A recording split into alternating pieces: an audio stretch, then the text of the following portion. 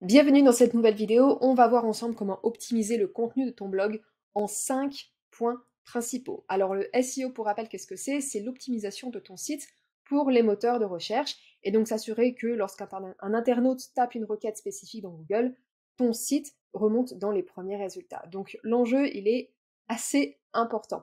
Donc en SEO, il y a 3 piliers principaux. Le premier pilier, c'est le SEO lié à la structure, à l'arborescence de ton site. Donc moi j'aime bien parler de SEO structurel, mais c'est s'assurer que la structure de ton site est cohérente et optimisée pour les moteurs de recherche. Le deuxième pilier, c'est le SEO de contenu, on parle aussi de SEO on-page, qui est le SEO lié au contenu de tes articles de blog, mais aussi de ta page à propos, de ta page d'accueil, etc. Et faire en sorte que le texte de toutes ces pages soit optimisé pour les moteurs de recherche. Et le troisième pilier, c'est le SEO lié au netlinking, c'est-à-dire faire en sorte que ton site ait un maximum de liens entrants pour améliorer la qualité et la réputation de ton site et donc influencer sur ton positionnement dans les moteurs de recherche. Donc nous, dans cette vidéo, on va surtout s'intéresser aux deux premiers piliers, c'est-à-dire le SEO structurel et le SEO on-page, aussi appelé le SEO de contenu. Donc j'ai créé un site de démo pour l'exemple, et on va passer tout de suite au premier point qui est l'URL de ton blog. Alors, dans Squarespace, pour accéder aux paramètres de la page, on va faire tout simplement un clic droit ici à gauche sur blog.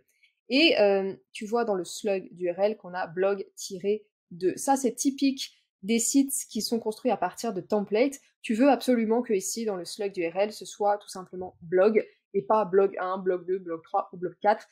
Je le dis tout le temps, tout le temps, tout le temps, mais c'est super important parce qu'encore une fois, c'est quelque chose qu'on voit très régulièrement, même parfois sur des gros sites. Blog, tout court, c'est parfait. Le deuxième point qui est toujours lié aux URL, on va rentrer dans le blog, dans les articles de blog, et c'est justement s'assurer que les URL de tes articles de blog soient propres. On va créer un nouvel article rapidement et tu vas voir tout de suite ce que je veux dire. Ok, donc là dans l'article du blog, on a bien des accents, etc. Et on va voir ce que ça donne lorsqu'on fait enregistrer. On va aller chercher l'URL de cet article.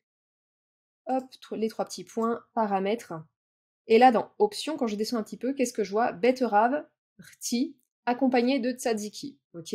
Euh, Ça, c'est classique. Les URL n'acceptent pas les accents. C'est un point très très important à prendre en compte. Donc, c'est pareil, si tu as des accents dans le titre de ton article de blog, pense bien à les rajouter dans l'URL de ton article. C'est hyper important. Le troisième point, qui est encore une fois lié à la structure, donc au SEO structurel sur ton site, c'est de bien renseigner les métadonnées. Alors, qu'est-ce que j'appelle les métadonnées quand tu vas à nouveau dans tes paramètres SEO? Les métadonnées, c'est le titre SEO et la description SEO. Le titre SEO, ben, tu vois, c'est ce qui va apparaître directement dans les résultats de recherche et la description SEO, c'est ce qui va apparaître en dessous. Alors le titre SEO, c'est important qu'il soit concis, qu'il explicite le contenu de l'article et surtout qu'il contienne les mots-clés sur lesquels tu souhaites te positionner. C'est aussi un facteur important pour le lecteur, donc il faut qu'il soit explicite. Tu veux pas juste le bourrer de mots-clés juste pour le fun, il faut aussi qu'il soit incitatif et qu'il pousse le visiteur à cliquer sur ton article. En dessous, tu as la description SEO.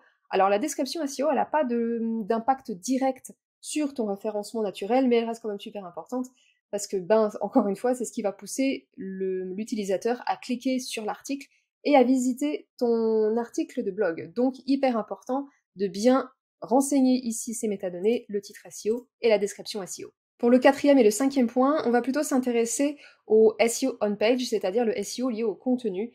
Et le quatrième point, c'est s'assurer d'avoir un nombre de mots suffisant dans ton article de blog. Donc là, on a un article de blog, tu vois, ok.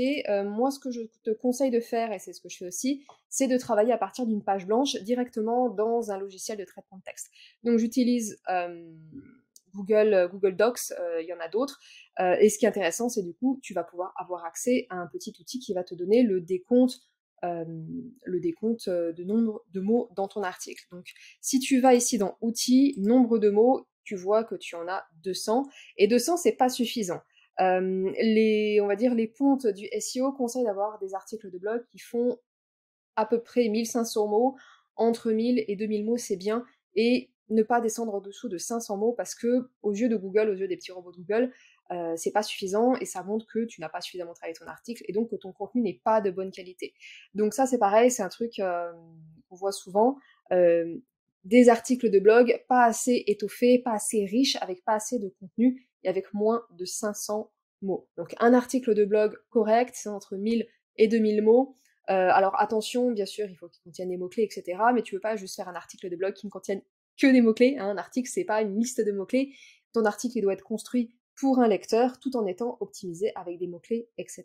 Et le cinquième point, le dernier point, toujours par rapport à la rédaction web et donc au contenu on-page, c'est de s'assurer d'une structure cohérente dans ton article. Donc là, on a du texte et on a titre 1, sous-titre 1, sous-titre 2, titre 2. Donc, dans Squarespace, qu'est-ce que ça donne? Alors, ce qu'il faut vraiment comprendre, c'est que déjà, le titre de ton blog, les betteraves rôties accompagnées de tzatziki, ici, c'est le titre 1. D'accord? Donc ici, ce que tu vas vouloir mettre, c'est le titre 2. D'accord? Donc tu peux changer ici, sans rentrer dans les méandres de la codification, tu peux changer directement le type de titre. Donc là, tu vas pouvoir sélectionner titre 2 et ce sera bon. Tes sous-titres, du coup, pour que ça reste cohérent, qu'est-ce qu'on va mettre? Titre 3, ok. Et tu vois que tu peux descendre comme ça jusqu'à titre 4. Donc l'idée, c'est vraiment d'être le plus cohérent possible et d'avoir une structure, pardon, qui soit claire. Le titre de ton blog, c'est titre 1, H1. Le premier titre, ensuite, tu vas bien mettre titre 2, et le sous-titre ici, titre 3, et pourquoi pas titre 4, etc. Donc là, c'est pareil, celui-ci, on va le mettre en titre 3, et celui-ci, on va le mettre en titre 2. Donc, pour récapituler, 5 points essentiels pour optimiser le contenu SEO de ton site. Le premier point, t'assurer que l'URL de ton blog soit bien courte et ne contienne que blog, et pas blog 1, blog 2, blog 3. Deuxième point, t'assurer que les URL de tes articles soient propres, contiennent des mots-clés, qu'elles ne soient pas trop longues, qu'elles ne contiennent pas des suites de chiffres et de lettres. Le troisième point, c'est bien renseigner les métadescriptions et le titre SEO ainsi que la description SEO. Le quatrième point, avoir des articles de blog qui font entre 1000 et 2000 mots, 1500 mots, c'est parfait. Et le dernier point, t'assurer que tes titres soient cohérents et contiennent bien les bonnes balises H1, H2, H3 ou H4. Si tu veux aller plus loin et créer ton site internet, tu peux retrouver sur le site 16bitscoaching.com, je te mettrai l'adresse en dessous, tous les accompagnements à la création de site internet et on se retrouve dans une prochaine vidéo. Bye bye!